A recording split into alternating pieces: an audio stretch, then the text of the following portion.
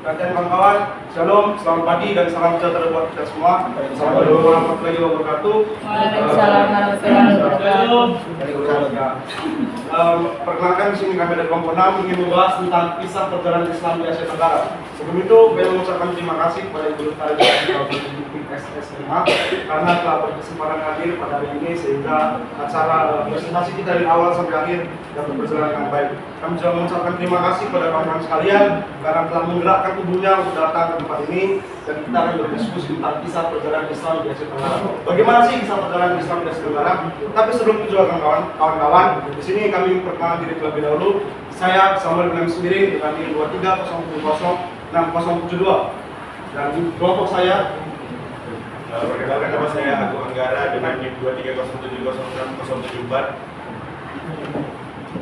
Saya Chandra Nagoskorta dengan NIM 23070608. Perkenalkan saya Nina Rasula dengan NIM 2306070. Perkenalkan nama saya Andre Jaya Barat dengan NIM 23070602.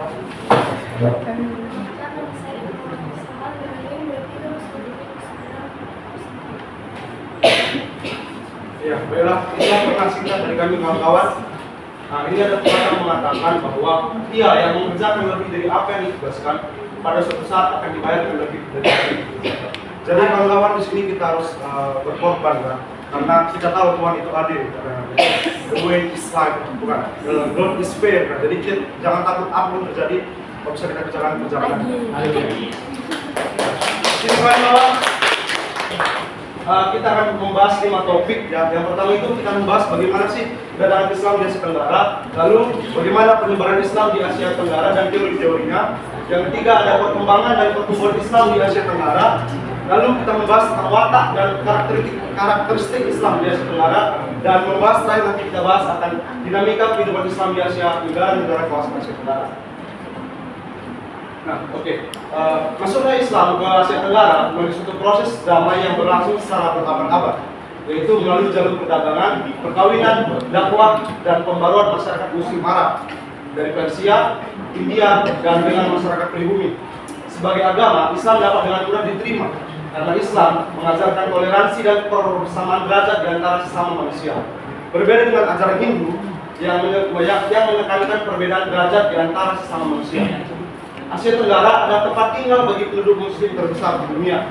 Seperti di samping bisa kita lihat, diambil dari data tahun 2012, menunjukkan presentase umat Islam di seluruh negara di kawasan Asia Tenggara. Jika warnanya hijau pekat, tapi kalau di foto kita lihat ada hitam ya. Menunjukkan di seluruh itu menunjukkan bahwa persentase umat Islam di Asia Tenggara tersebut tinggi. Apabila kita lihat di peta, berarti rata-rata di Indonesia itu warna hitam, berarti penduduk Islam di Indonesia tinggi. Lalu apabila kita melihat bahwa ada warna yang tidak pekat atau lebih hijau keterangan, maka di situ dapat dikatakan penduduk Islam di situ lebih rendah. Ya. Nah, di situ dijelaskan bahwa persentase umat Islam di Indonesia sangat tinggi dan tertinggi di kawasan Asia Tenggara, yaitu 88,1%. Sedangkan terendah itu ada di Laos sekitar 0,1%.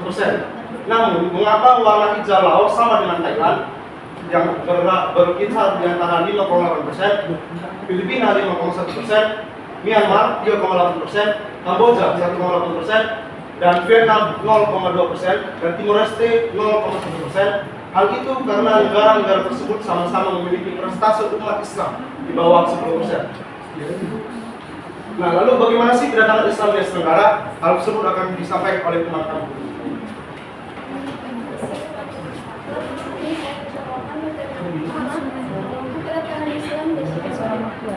Penyebaran Islam di kawasan ini saya ditambah pergerakan politik, kebebasan yang melibatkan kekuatan militer, perlawanan politik atau pemaksaan struktur kekuasaan dengan alamat masyarakat dari dalam negeri melempar Islam masuk melalui jalur perdagangan, perkawinan, dakwah dan pembangunan masyarakat Muslim Arab, Persia dan India dengan masyarakat pribumi.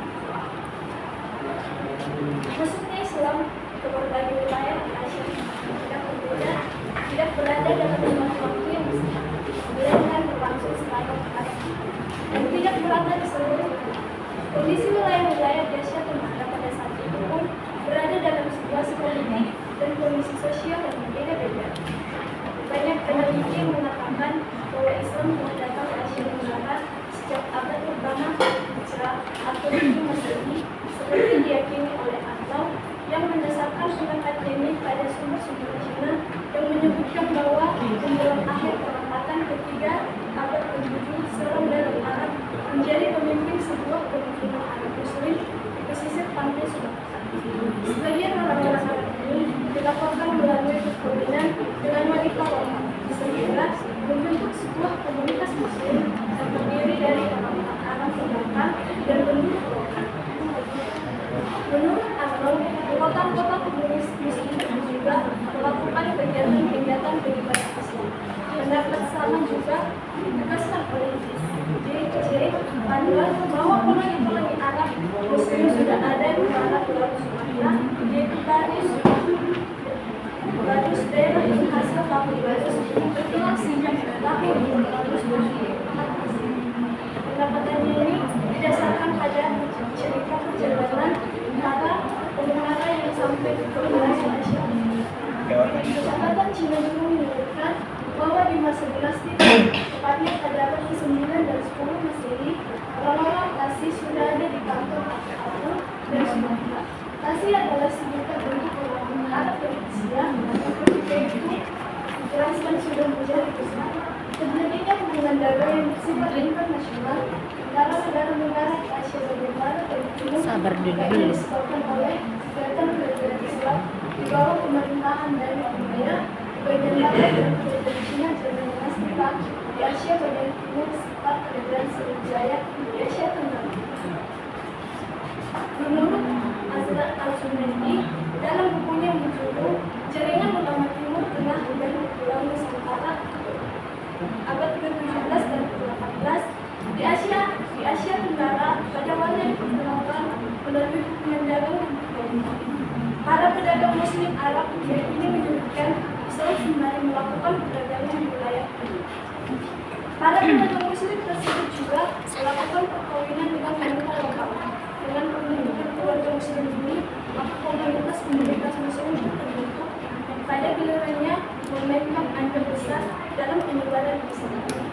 Selanjutnya dikatakan sebagian dari pedagang ini melakukan perkawinan dengan keluarga besar,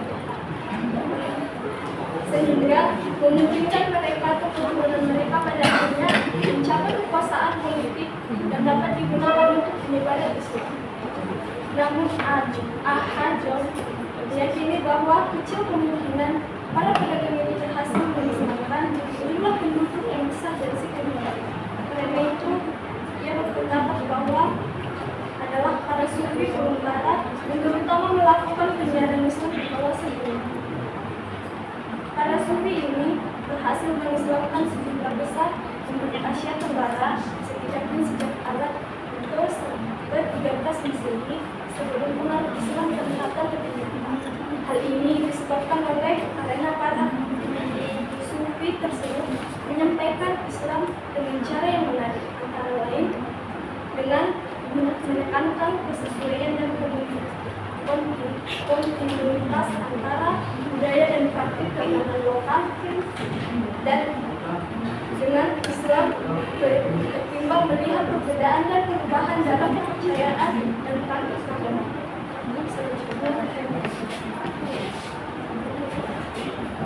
Kita masuk ke tahap topik pembahasan kedua, yaitu penyebaran teori kedatangan Islam di Asia Tenggara. Dalam proses masuknya Islam di Asia Tenggara ada beberapa jalur yang digunakan. Jalur tersebut semua menyesuaikan dengan bagian budaya timur yang mengedepankan keramah-tamahan, sehingga hal ini memudahkan Islam untuk masuk dan berkembang di kawasan Asia Tenggara ini. Penyebaran Islam di Asia Tenggara merupakan proses yang kompleks dan tidak langsung cepat, tapi dia berabad. Islam dibawa ke Asia Tenggara melalui berbagai jalur dan saluran dan berkembang pesat di kawasan ini. Islam membawa banyak perubahan dalam budaya dan masyarakat Asia Tenggara dan menjadi agama mayoritas di banyak negara kawasan ini, termasuk Indonesia saat ini. Peradaban Islam di Asia Tenggara tergolong sebagai salah satu bukti bahwa Islam sedikit kuat pengaruhnya dalam kehidupan masyarakat di kawasan. Hal ini salah satunya disebabkan proses masuk Islam di kawasan Asia Tenggara berbeda dengan proses masuknya Islam di kawasan lainnya. Yang disebarluaskan kawasan lain itu Asia Tenggara, yang disebarkan di wilayah lainnya itu melalui penaklukan Arab dan Turki. Mengenai kedatangan Islam di negara-negara yang ada di Asia Tenggara, hampir semuanya didahului oleh berinteraksi antara masyarakat wilayah kepulauan dengan para pedagang Arab, India, Bunga, Cina, Gujarat, Iran, Yaman, dan Arabia Selatan. Pada abad ke-5 sebelum Masehi, kepulauan Melayu telah menjadi tempat persinggahan para pedagang yang berlayar ke Cina, dan mereka telah menjalin hubungan dengan masyarakat sekitar pesisir. Kondisi semacam inilah yang dimanfaatkan para pedagang Muslim yang singgah untuk menyebarkan Islam pada warga sekitar pesisir. Islam di Asia Tenggara terdapat melalui berbagai saluran, antara lain saluran perdagangan, perkawinan, tasawuf, pendidikan, kesenian, dan politik. Kita masuk ke saluran perdagangan.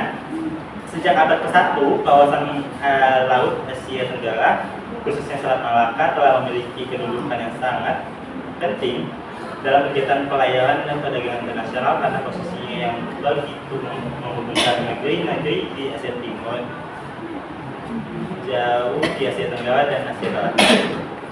Kesibukan lalu lintas perdagangan kawasan laut Asia Tenggara hingga pada abad ke-7 hingga 16 itu membuat pedagang-pedagang Muslim Arab, Asia, dan India turut ambil bagian dalam perdagangan dari negeri-negeri bagian barat negara dan timur dan benua Asia. Saluran Islamisasi melalui perdagangan menjadi salah satu tingkat kuatnya pengaruh pada Pakistan di Asia Tenggara. Hubungan dalam jalur perdagangan inilah yang menciptakan interaksi antara pedagang Islam dengan penduduk asli di Asia Tenggara. Dari interaksi itu kemudian muncul pengaruh yang kuat dari satu pihak ke pihak lain. Dalam hal ini pihak yang memberikan pengaruh adalah para pedagang Islam ulama dari Arab. Yang kedua ada saluran perkawinan. Perkawinan antara Muslim dengan penduduk setempat juga menjadi salah satu saluran tujuan Islam. Dari sudut ekonomi, para pedagang Muslim memiliki status sosial yang lebih baik daripada kebanyakan penduduk dunia, sehingga penduduk pribumi, terutama putri kebangsaan itu tertarik untuk menjadi istri dari saudara-saudara itu. Sebelum kawin, mereka disislamkan terlebih dahulu. Setelah mereka memiliki keturunan di rumah perkembangan berikutnya,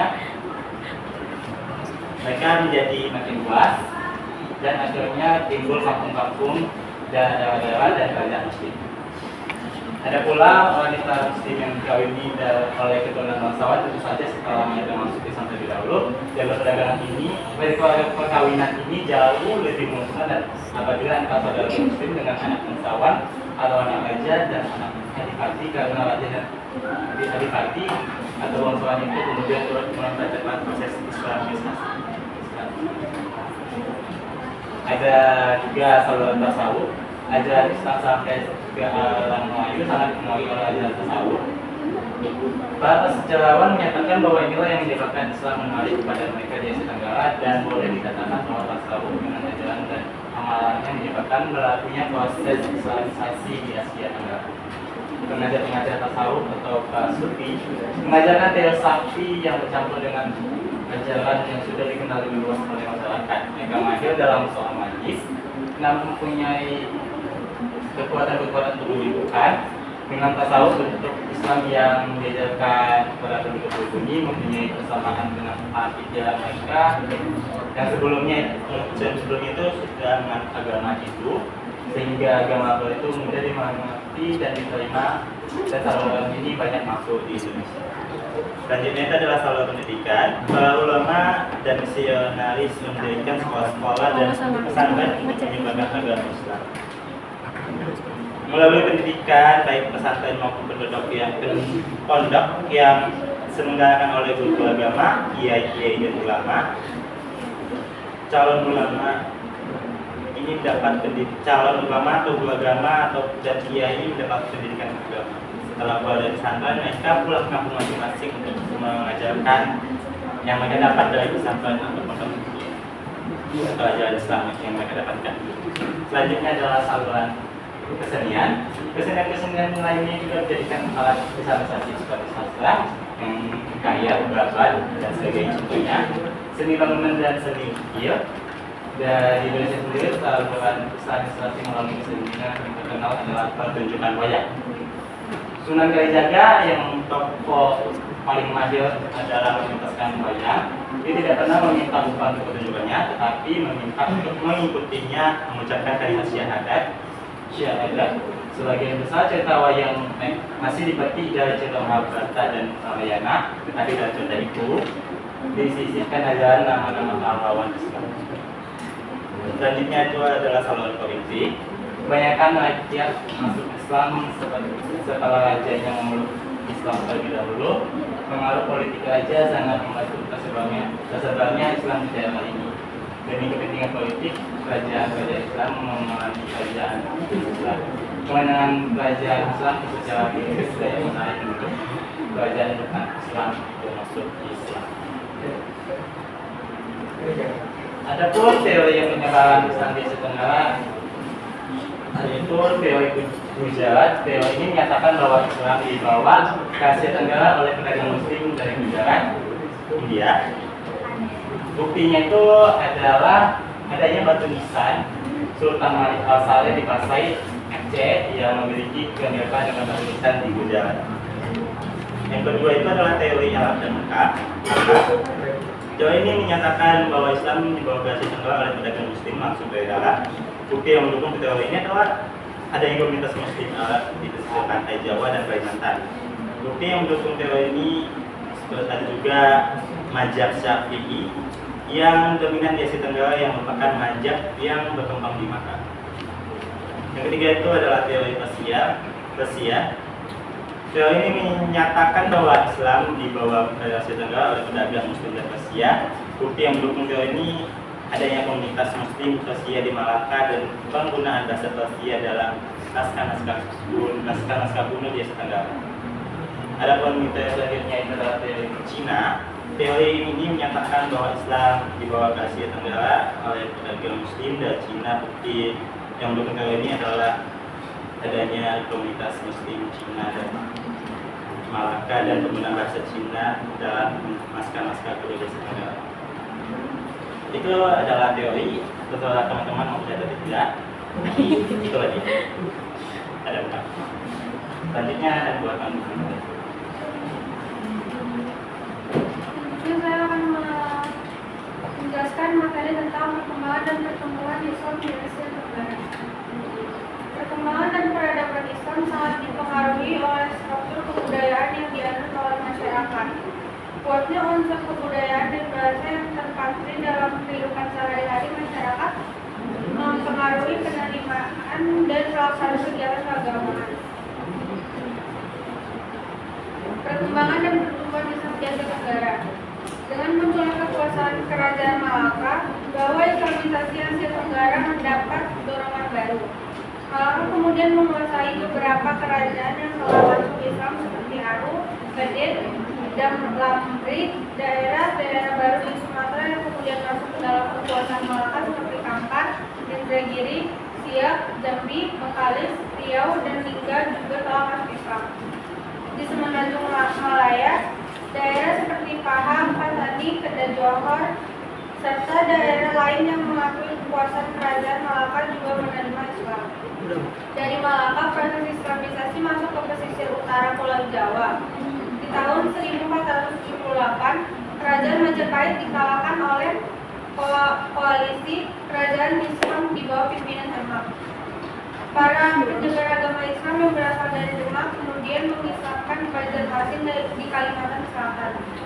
Maluku menjadi wilayah Islam di tahun 1498. Pulau Mindanao diislamkan sedikit lebih awal, yaitu tahun 1460.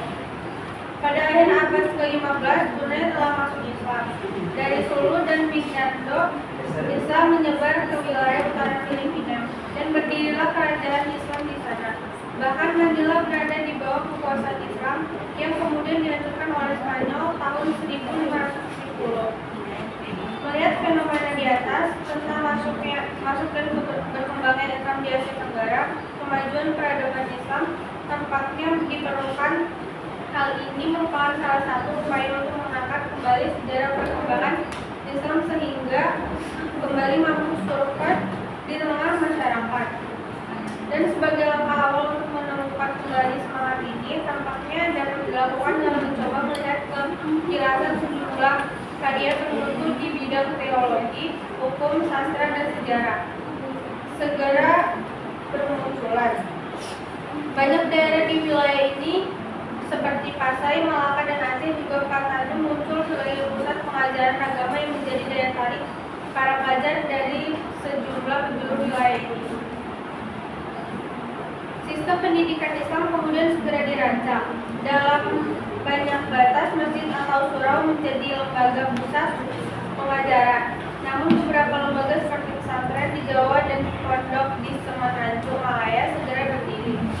Hubungan dengan pusat-pusat pendidikan di dunia Islam segera dibina. Tradisi pengajaran peripatetis yang mendahului kedatangan Islam di wilayah ini tetap berlangsung. Ibadah haji ke tanah suci selenggarakan dan ikatan emosional, spiritual, psikologis, dan intelektual dengan kaum muslim Timur Tengah segera terjalin. Lebih dari itu, arus imigrasi masyarakat Arab ke wilayah ini semakin deras.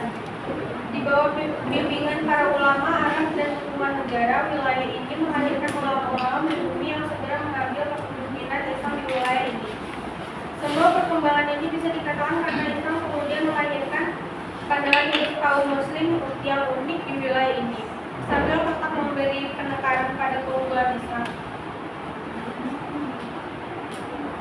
Masalah identitas internalisasi Islam atau paling tidak aspek luarnya oleh penduduk kepulauan membuat Islam muncul sebagai kesatuan yang utuh dari jiwa dan identitas subjektif mereka. Namun fragmentasi politik yang mewarnai wilayah ini di sisi lain juga melahirkan perasaan akan perbedaan identitas politik di antara penduduk yang telah diislamkan.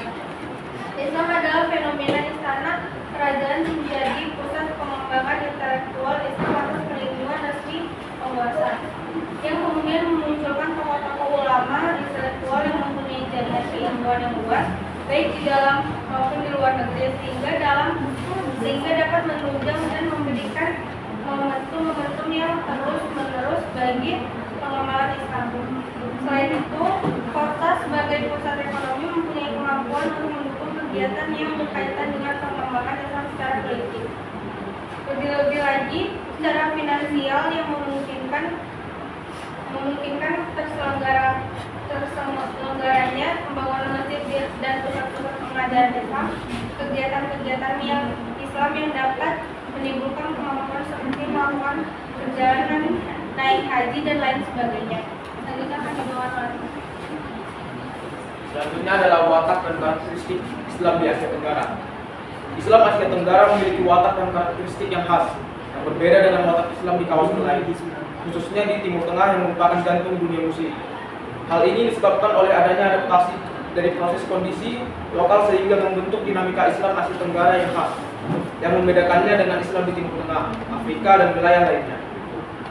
Watak Islam seperti ini diakui banyak pengamat atau orientalis lainnya di masa lalu, diantaranya Thomas W. Arnold dalam buku klasiknya yang berjudul The Preaching of Islam. Arnold menyimpulkan bahwa penyebaran dan perkembangan historis Islam di Asia Tenggara berlangsung secara damai. Berbeda dengan wajah Islam Timur Tengah yang digambarkan sebagai penuh kekerasan dan sangat agresif, Islam di Asia Tenggara menurut James Hari dipandang sebagai representasi lain dari yang positif. Menurutnya, kemampuan Islam di Asia Tenggara untuk beradaptasi dengan budaya lokal dan dapat menampilkan wajahnya yang ramah dan toleran menjadi penawar bagi potret Islam yang keras dan agresif tersebut. Islam di Asia Tenggara memberikan contoh yang baik bagaimana sebuah agama dapat berkembang dalam masyarakat yang plural dan multi etnis. Di tengah-tengah perbedaan itu, Islam di Asia Tenggara mengadopsi budaya lokal untuk memperkaya kasanah pengalaman keislamannya. Perbedaan yang menerjemahkan keislaman di Indonesia sesungguhnya adalah meminjam istilah Marshall Hodgson mozaik yang memberikan keindahan gambar Islam dalam bentang budaya yang plural. Makanya tidak heran jika Asia Tenggara mempunyai variasi karakter keislaman yang khas. Ada Melayu, Aceh, Jawa, Bugis, Banten, Sunda, Patani, Mindanao, Brunei, dan sebagainya. Karakter khas Islam Asia Tenggara lainnya adalah wataknya yang moderat. Dalam dunia di mana pandangan dunia telah memaknai Islam tidak cocok dengan modernisasi dan demokrasi, bahkan dikonotasikan dengan radikalisme agama, Asia Tenggara justru memperlihatkan sosok Islam yang moderat. Hal itu tercermin dari gerakan pemikiran Muslim di kawasan ini yang terbuka dan akomodatif terhadap modernitas. Islam yang menjadi agama mayoritas di 3 wilayah utama yakni Indonesia, Malaysia, Brunei Darussalam menjadi faktor penting dalam proses sosial, budaya, politik, dan pendidikan. Begitu besar pengaruh yang dibawa Islam terhadap penganutnya, sehingga agama ini seringkali memasuki ruang publik yang tidak terbatas. Sebagai way of Islam, pengaruh pada berbagai lini kehidupan, aspek sosial, budaya, ekonomi, politik, dan seterusnya.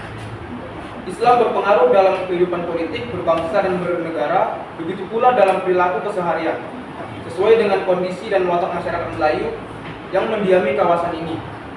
Islam tampil dalam wajah yang toleran, damai, dan moderat. Meski demikian, juga tidak sepenuhnya sepi dari reaksi-reaksi yang berbau kekerasan, khususnya ketika berhadapan dengan negara dan penganut agama lain yang dianggap tidak toleran. Sementara di beberapa wilayah seperti Singapura, Filipina, Thailand Selatan, Myanmar, dan Kamboja, di mana Muslim berada pada posisi minoritas, mereka berjuang dengan keragaman bentuk tantangan yang dihadapinya untuk mempertahankan identitas dan keyakinannya. Keadaan tersebut menampakkan variasi wajah dan dinamika Islam yang muncul sebagai akibat dari respon atas kondisi sosial dan politik masing-masing negara di kawasan ini. Tidak mudah untuk membuat generalisasi atas fenomena dan dinamika Muslim di Asia Tenggara dengan suatu ungkapan tertentu seperti sinkretis, seperti yang disebut GERD misalnya, karena di sebagian wilayah ini juga tumbuh subur gerakan pemurnian Islam yang sekaligus memiliki daya dorong terhadap modernisasi. Selain itu, perjalanan waktu juga membawa perubahan aktivitas, cara pandang, kerangka berpikir, dan sikap Muslim Asia Tenggara sebagai ekspresi adaptif terhadap perubahan zaman. Oleh karena itu, yang dapat dikatakan di sini adalah bahwa Muslim Asia Tenggara mengalami dinamika yang variatif terhadap perubahan yang terjadi sesuai dengan kondisi sosio-kultural, politik, hukum, ekonomi, dan negara masing-masing. Selanjutnya akan dibacakan oleh Mas. Jadi saya akan melanjutkan bagian ke dinamika kehidupan Islam di negara-negara kawasan Asia Tenggara, khususnya di bagian sejarah kedatangan Islam di Asia Tenggara. Dinamika Islam di Asia Tenggara masih terus berlangsung. Islam menghadapi tantangan modernitas, globalisasi, dan gerakan-gerakan keagamaan. Namun Islam juga terus berkembang dengan munculnya lembaga pendidikan Islam dan aktivitas dakwah yang dinamis.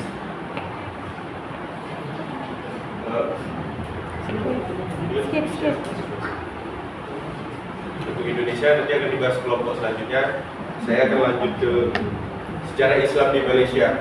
Tidak adanya dokumen yang lengkap mengenai kedatangan Islam ke Malaysia menyebabkan munculnya berbagai teori tentang kapan dan dari mana Islam pertama kali menyebar di negara ini.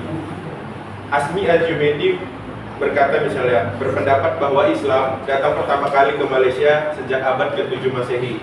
Pendapatnya ini berdasarkan pada sebuah argumen bahwa pada pertengahan abad tersebut pedagang Arab Islam sudah sampai ke gugusan pulau-pulau Melayu, di mana Malaysia secara geografis tidak dapat dipisahkan darinya. Para pedagang Arab Muslim yang singgah di pelabuhan dagang Indonesia pada paruh ketiga abad tersebut, menurut Azmi, tentu juga singgah di pelabuhan dagang di Malaysia. Pengaruh Islam pun berakar pada berbagai dimensi kehidupan Melayu. Barangkali tak semua mereka itu Muslim yang taat, tapi kesetiaan, nilai-nilai keyakinan, dan sentimen Islami selalu hadir menembus kebudayaan Melayu serta sistem nilai dalam berbagai tingkat kekentalan Islam. Islam telah menjadi bagian yang menyatu dengan identitas nasional, sejarah, hukum, entitas politik, dan kebudayaan Melayu di daerah Malaysia. Oleh karena itu, tidak mengherankan bila Islam dianggap sebagai komponen utama budaya Melayu dan sebagai unsur identitas Melayu. Next. Kita beralih ke Islam di Singapura.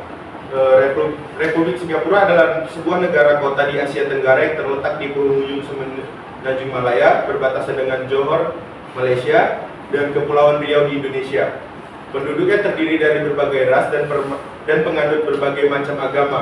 Penduduknya kurang lebih berjumlah 4.839 jiwa, dan Muslim hanya berjumlah lebih kurang 15% dari seluruh jumlah penduduk. Dalam sejarahnya sendiri, Singapura pernah menjadi satu di antara pusat Islam paling penting di Asia Tenggara. Hal itu disebabkan oleh keunggulannya sebagai pintu masuk bagi pedagang internasional antara Eropa, Timur Tengah, Australia, dan Timur Jauh. Pada sisi lain, selain sebagai transit perdagangan, posisinya yang strategis juga telah memungkinkan menjadi pusat informasi dan komunikasi dakwah Islam, baik pada masa Kesultanan Malaka sebelum kedatangan kolonial Eropa, masa kolonial sampai pada awal abad ke-20 hingga saat ini. Karena itu, jelas bahwa Singapura mempunyai peranan penting dalam penyebaran Islam di Asia Tenggara. Dalam komunitas Muslim Singapura ini juga terdapat sistem pendidikan agama yang bersifat tradisional. Pada umumnya mereka belajar agama di rumah-rumah yang kemudian dilanjutkan di surau-surau adat masjid. Kemudian kita beralih kepada tahun 1800-an, Kampung Gam dan kawasan Rocor menjadi pusat pendidikan tradisional di daerah sana. Dalam hal ini, guru-guru dan imam mereka sangat berpengaruh, terutama dalam mempraktekkan agama dan upacara sosial keagamaan. Dengan demikian, guru-guru dan imam sangat penting perannya dalam memupuk penghayatan keagamaan pada masyarakat Muslim di Singapura. Selanjutnya kita akan membahas Islam di Brunei Darussalam. Islam diperkirakan telah datang ke Brunei sejak abad ke-15 melalui catatan Portugis oleh De Brito tahun 1514 Masehi menyatakan bahwa Raja Brunei masih belum memasuki Islam, tapi para pedagang yang datang di Brunei sudah masuk Muslim. Laporan lain juga menyebutkan ketika Pakapeta mendarat di pantai Brunei tahun 1521 Masehi, ia telah melihat adanya kota dengan penduduk yang padat. Sultan tinggal di sebuah pemukiman yang dikelilingi benteng. Pendatang disambut dengan upacara kebesaran.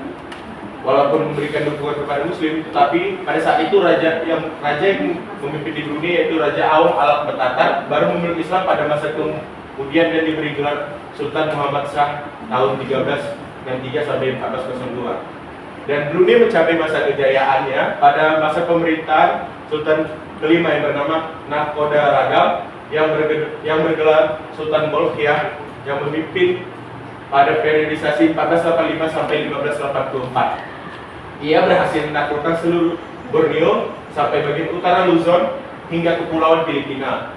Di bawah kepemimpinannya, ia membentuk angkatan perang.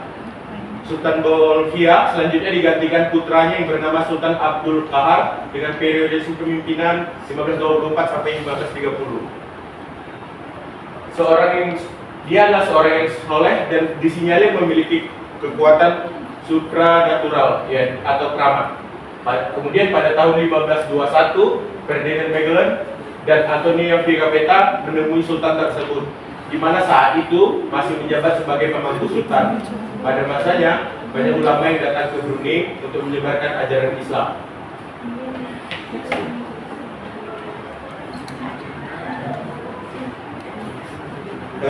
Kemudian kita beralih ke Islam di Thailand. Muslim di Thailand adalah kelompok yang minoritas.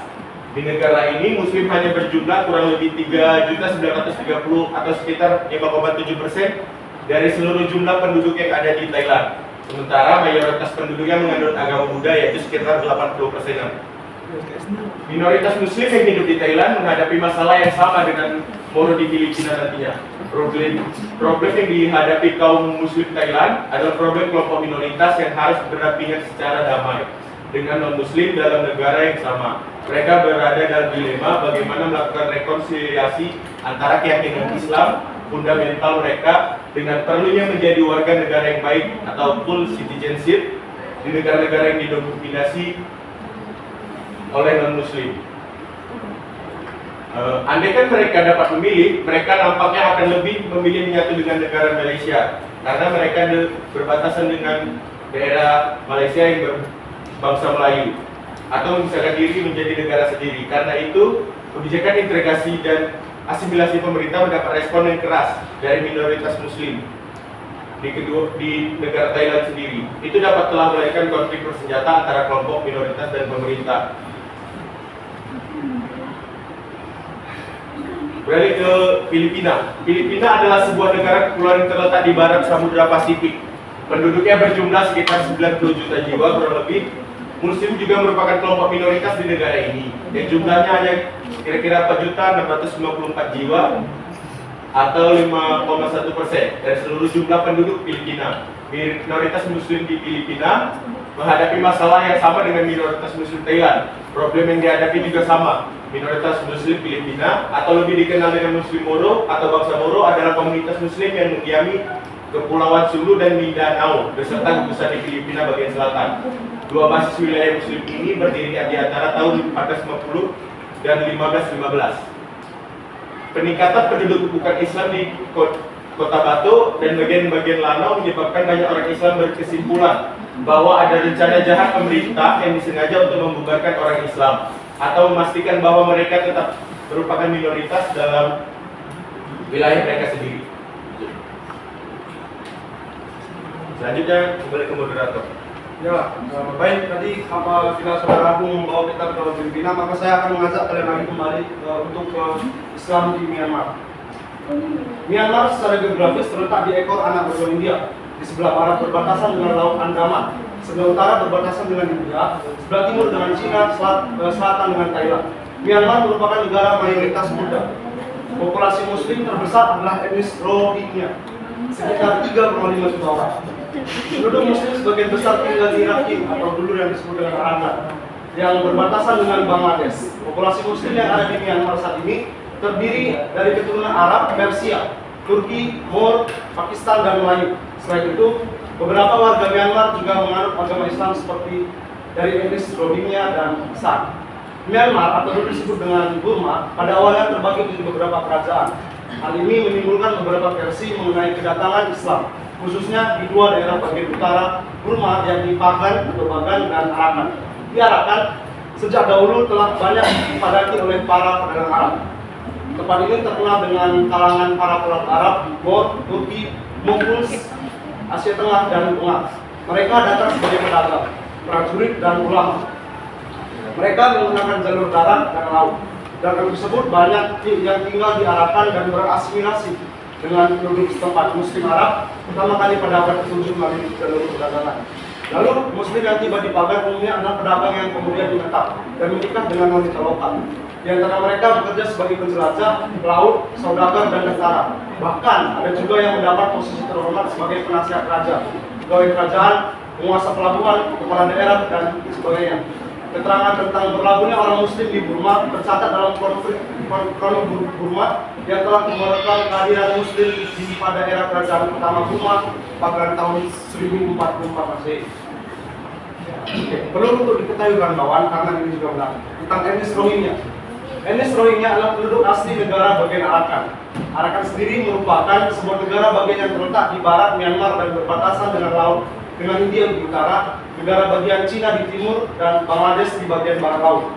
Arakan dulu dikenal sebagai sebuah rohak, saat itu dikenal dengan Arakan atau Rakhine. Sejak puluhan tahun dahulu, ratusan ribu Muslim Rohingya melarikan diri ke Bangladesh disebabkan kekejaman pemerintahan Burma dan menganut Buddha terhadap mereka. Selain Bangladesh, mereka juga melarikan diri ke Pakistan, Arab Saudi, Thailand, Malaysia, hingga ke Indonesia untuk berlindung, dan sebagian besar dari mereka masih berstatus sebagai pelarian hingga kini. Penolakan Bangladesh dan negara Muslim lainnya termasuk Malaysia membuat kaum Muslim Rohingya dipaksa kembali ke Myanmar. Jadi orang yang terhormat. Oke, baik. Sekian dari presentasi kami kawan-kawan. Mungkin ada juga beberapa hal yang tidak dapat kami sampaikan. Untuk itu, bila ada yang kawan-kawan ingin memberikan pertanyaan terkait membahas tentang Islam di Asia Tenggara atau membahas Rohingya tadi, silakan untuk mengangkat tangannya. Terima kasih kepada moderator. Perkenalkan, nama saya Muhammad Fitri Abdullah dengan NIM 230706042 dari kelompok 3. Ingin bertanya kepada John. Di Asia Tenggara itu kan banyak sekali negara-negara Islam. Nah, pertanyaan saya, di wilayah manakah Islam pertama kali menginjakkan kakinya, dan di wilayah mana Islam berkembang dengan pesat, dan sebutkan landasan teorinya. Terima kasih. Langsung tulis. Saya akan menjawab dari pertanyaan itu. Di wilayah manakah Islam itu pertama kali menginjakkan kakinya? Di kawasan Asia Tenggara. Dan di wilayah manakah Islam itu berkembang? Dan sertai alasan jawaban kalian mengangkat teori. Islam pertama kali masuk di kawasan Asia Tenggara melalui perdagangan. Jadi ini sudah menjawab ya, teori yang landasan itu ada saluran perdagangannya tadi kami bahas. Di wilayah di mana Islam ini datang itu ada di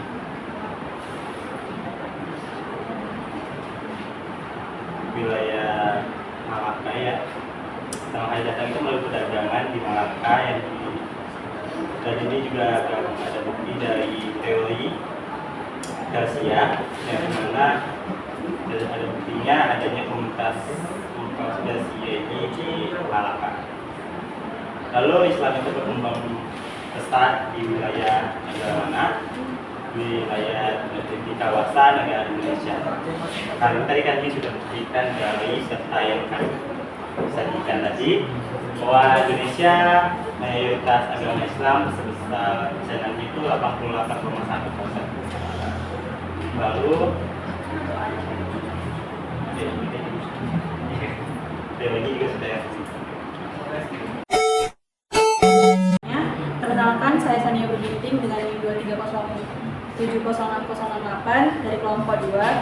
Saya ingin bertanya kepada Irma mengenai apa ciri-ciri utama yang membedakan watak dan karakteristik Islam di Indonesia dibandingkan dengan Islam yang berada di wilayah lain di Asia Tenggara. Terima kasih. Sini saya akan menjawab pertanyaan dari selanjutnya. Ada beberapa ciri-ciri utama yang menggunakan karakteristik Islam di Indonesia dibandingkan dengan Islam di wilayah lain di Asia Tenggara. Yang pertama itu akulturasi budaya lokal. Islam di Indonesia telah beradaptasi dan berakulturasi dengan budaya lokal yang sudah ada sebelumnya seperti Hindu-Buddha, Hinduisme, dan kepercayaan tradisional lainnya. Hal ini menghasilkan bentuk Islam yang khas di Indonesia yang lebih akomodatif dan simplifikis dibanding dengan Islam di beberapa negara Asia Tenggara. Yang kedua yaitu dominasi aliran Sunni. Islam di Indonesia didominasi oleh aliran Sunni, khususnya mazhab Syafi'i. Sementara di beberapa negara Asia Tenggara lain seperti Malaysia dan Brunei terdapat pengaruh yang lebih kuat dari aliran Syiah. Yang ketiga, pengaruh Sufisme, yaitu ajaran dari hati Sufisme atau tasawuf yang memiliki pengaruh yang kuat dalam perkembangan Islam di Indonesia. Hal ini tidak ditentukan secara menonjol di beberapa negara Asia Tenggara lain. Ya, nama saya Unggul Wilgultom, NIM 230706096. Saya ingin bertanya kepada Nisa, apa faktor terpenting yang mendorong keberhasilan penyebaran Islam di Asia Tenggara? Saya akan menjawab pertanyaan dari kedua. Pertanyaannya, apa faktor terpenting yang mendorong keberhasilan penyebaran Islam di Asia Tenggara?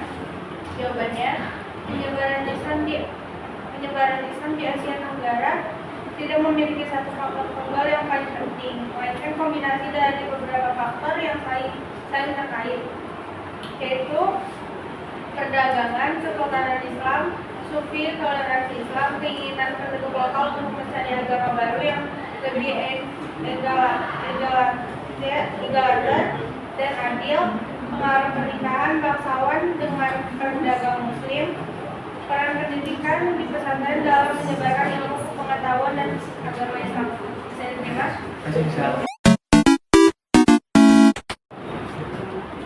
Baik, terima kasih kepada moderator. Nama saya Reta Rizi dengan NIM 230706058. Saya ingin bertanya kepada Jeren.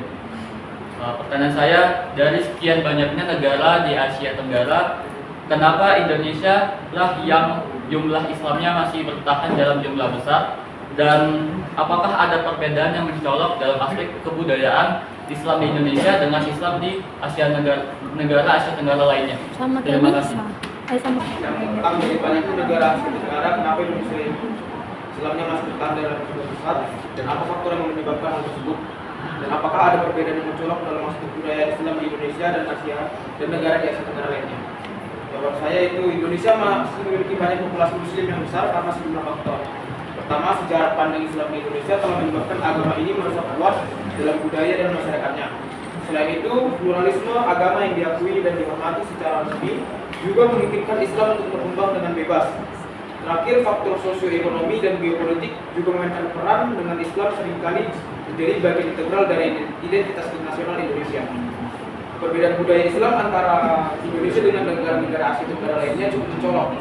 Misalnya dalam hal tradisi keagamaan, seni, musik, dan arsitektur.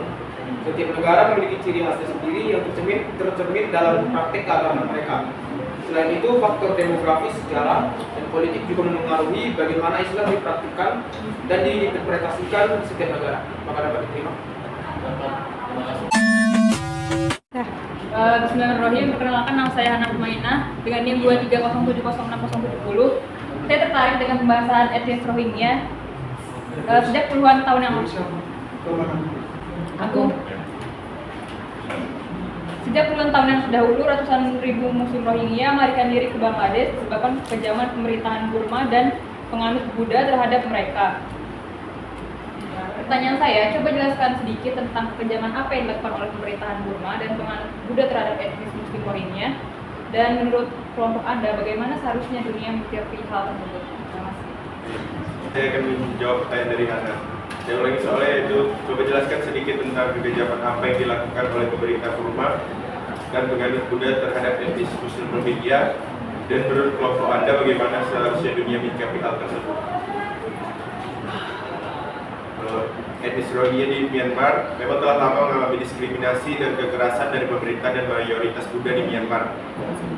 Kekejaman yang mereka alami antara lain pemerintah Myanmar yang tidak mengakui adanya Rohingya sebagai warga negara yang sah, membuat mereka tidak memiliki hak asasi dan akses ke layanan dasar. Kedua, militer dan para biksu radikal Buddha telah melakukan pembantaian, pemerkosaan, pembakar rumah, dan pengusiran massal terhadap Rohingya. Mereka tidak diterima di daerah tersebut. Menurut pendapat kami, dunia harus meningkatkan tekanan pada pemerintah Myanmar dengan terus mendesak pemerintah Myanmar untuk menghentikan kekejaman dan memungkinkan akses kemanusiaan kepada Rohingya, mendukung penyelidikan PBB dengan bekerja sama melakukan penyelidikan PBB untuk memastikan akuntabilitas atas kejahatan yang dilakukan terhadap Rohingya, membantu pengungsi Rohingya, memberikan bantuan kemanusiaan, dan mendukung upaya relokasi Rohingya ke tempat yang aman. Situasi Rohingya adalah tragedi kemanusiaan yang membutuhkan perhatian dan tindakan segala dari komunitas internasional. Dengan bekerja sama kita dapat membantu mengakhiri penderitaan Rohingya yang ada di Myanmar. Terima kasih. Apakah jawaban diterima? Terima kasih. Terima kasih moderator yang telah memberikan kesempatannya. Di sini saya bertanya mengenai teori penyebaran Islam di Asia Tenggara. Dari 4 teori tersebut, yakni teori Gujarat, teori Persia, teori Arab dan Mekah, serta teori Cina, saya ingin bertanya, manakah teori yang paling mendukung kedatangan umat Muslim di Asia Tenggara dan berikan alasannya? Terima kasih. Saya sendiri itu dari 4 teori tersebut, yakni teori Gujarat, teori Persia, Arab dan Mekah, serta teori Cina. Manakah teori yang paling mendukung kedatangan umat Islam di Asia Tenggara? Jelaskan dan apa saja laku. Berarti Anda ini bertanya tentang pendapat kami kelompok 5, bukan? Jadi menurut kami kelompok 5, teori yang paling unggul itu adalah teori Mekah. Karena alasannya adalah Mekah merupakan pusat penyebaran Islam pada masa awal. Sehingga para pedagang dan mubalik dari Mekah memiliki peran penting dalam menyebarkan agama Islam ke berbagai wilayah termasuk di Asia Tenggara. Untuk bukti sejarahnya, menunjukkan adanya kontak perdagangan dan hubungan budaya antara Mekah dan wilayah Asia Tenggara sejak abad ke-7 Masehi, jadi sejak awal. Selain itu, banyak ditemukan pengaruh budaya dan tradisi Arab dalam praktik keagamaan umat Muslim di Asia Tenggara yang menguatkan teori ini. Untuk bukti sejarah seperti ditemukan bahasa tulisan Arab di Leran Jawa Timur yang berasal dari abad ke-11 Masehi. Untuk catatan-catatan sejarah seperti catatan sejarah Tiongkok dan Arab mencatat adanya kontak perdagangan dan hubungan diplomatik antara Asia Tenggara dan Timur Tengah sejak abad ke-7 Masehi. Demikian bagaimana? Oke, terima kasih. Ya, baik kawan-kawan, terima kasih pada pertanyaan. Kesimpulan mengenai sejarah masuknya Islam di Asia Tenggara itu Asia Tenggara sampai saat ini merupakan wilayah konsentrasi Muslim terbesar di dunia. Di Indonesia yang jumlah penduduknya menempati ranking kelima terbesar di dunia. Terdapat 82% Muslim.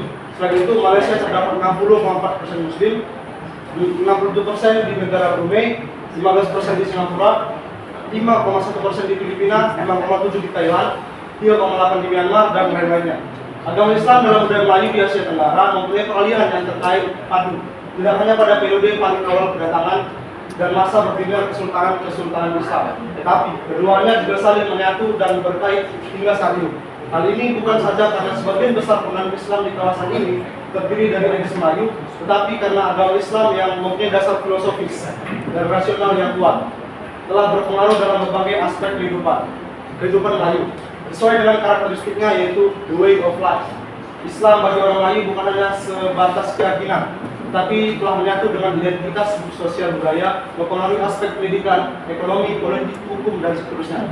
Seluruhan perjalanan sejarah umat Islam di Asia Tenggara telah menyebabkan terjadinya pergumulan sekaligus artikulasi dan asimilasi dengan budaya lokal, sehingga membuahkan budaya baru yang dinamis dan unik, sebuah peradaban Asia Tenggara.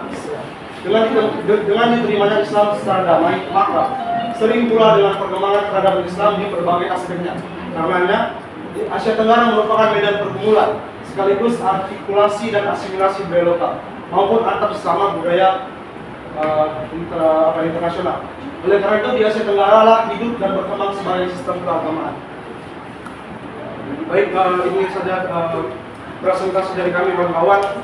Di sini ada kata-kata dari pesepak bola Salomon.